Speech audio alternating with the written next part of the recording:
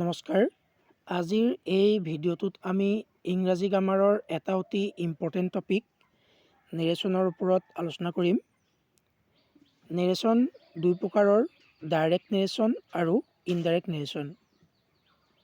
Narration এটাত দুটা ভাগ থাকে, এটাক কয় ৰিপৰ্টিং ক্লজ আৰু আনটোক কয় ৰিপৰ্টেড ক্লজ। ওপৰৰ উদাহৰণত উল্লেখ কৰা বাক্যটোৰ কমাৰ আগৰ খণ্ডটো ৰিপৰ্টিং ক্লজ আৰু কমাৰ পিছৰ খণ্ডটো অৰ্থাৎ ঊৰ্ধ্ব কমাৰ মাজত থকা খণ্ডটো ৰিপৰ্টেড ক্লজ। ডাইৰেক্ট নেৰেশ্যন এটা ইনডাইৰেক্ট নেৰেশ্যন কৰোঁতে প্ৰথমে আমি ৰিপৰ্টিং ক্লজটো কি টেন্সত আছে চাব লাগিব। তাৰ পাছত ডেট বহুৱাই আমি নেৰেশ্যনটো চেঞ্জ কৰিব লাগিব। এতিয়া নেৰেশ্যন এটা চেঞ্জ কৰোঁতে আমি মনত ৰাখিব লগা বেছিক নিয়মকেইটা হ'ল: 1 নম্বৰ, যদি ৰিপৰ্টিং ক্লজটো প্ৰেজেণ্ট বা ফিউচাৰ টেন্সত থাকে তেতিয়া ৰিপৰ্টেড স্পীচৰ টেন্সৰ পৰিৱৰ্তন নহয়। এটা উদাহৰণৰ সহায়ত এই প্ৰথম নিয়মটো আমি বুজিবলৈ চেষ্টা কৰিম। ইয়াত আছে, Ram says I am eating rice. Ram ছেইজটো হ'ল ৰিপৰ্টিং ক্লজ আৰু আই এম ইটিং ৰাইচটো হ'ল ৰিপৰ্টেড ক্লজ।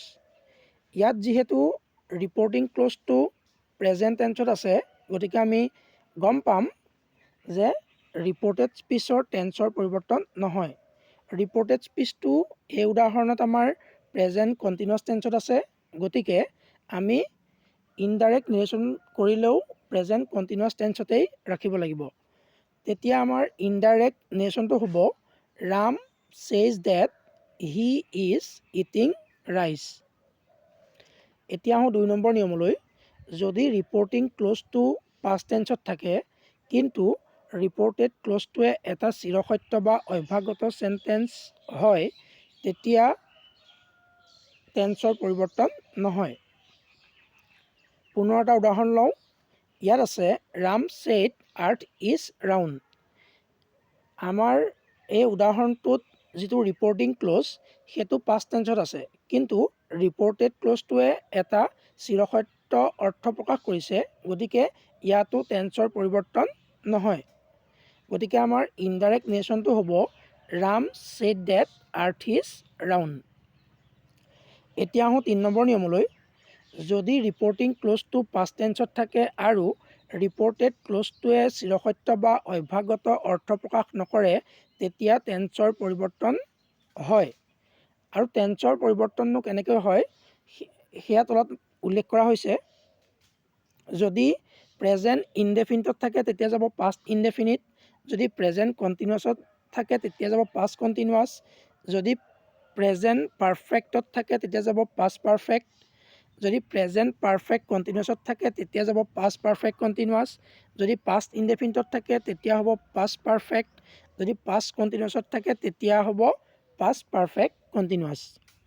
প্ৰতিটোৰে মই এটাকৈ উদাহৰণ উল্লেখ কৰিছোঁ, তোমালোকে চাই ল'ব পাৰিবা। আমি যদি প্ৰেজেণ্ট ইনডেফিনিটৰ এটা চাওঁ তেতিয়া আমি দেখিম ইয়াত আছে, Hari said I eat rice. Hari said এইখন অৰ্থাৎ ৰিপৰ্টিং যিটো ক্লজ সেইটো পাষ্ট টেন্সত আছে আৰু যিটো ৰিপৰ্টেড ক্লজ সেইটো এটা চিৰসত্য বা অভ্যাসগত কথা বুজোৱা নাই, গতিকে আমাৰ টেন্সৰ পৰিৱৰ্তন হ'ব। গতিকে আমাৰ ইনডাইৰেক্ট নেৰেশ্যনটো হ'ব এনেধৰণৰ, Hari said date he at rice. ইয়াত এট ৰাইচ কেলৈ হ'ল, যিহেতু আমাৰ ৰিপৰ্টেড ক্লজটো আছিলে প্ৰেজেণ্ট ইনডেফিনিটত, গতিকে আমি লিখিব লাগিব ক'ত, পাষ্ট ইনডেফিনিটত।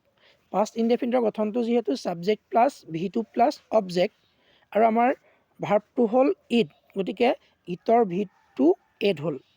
ঠিক সেইদৰে প্ৰেজেণ্ট কণ্টিনিউৱাছত আমাৰ ৰিপৰ্টিং ক্লজটো থাকিলে ৰিপৰ্টেড ক্লজটো থাকিলে আমি পাষ্ট কণ্টিনিউৱাছত লিখিছোঁ ছেকেণ্ড উদাহৰণত। ঠিক সেইদৰে এইকেইটা কৰা হৈছে, তোমালোকে চাই ল'বা। আজিলৈ ধন্যবাদ।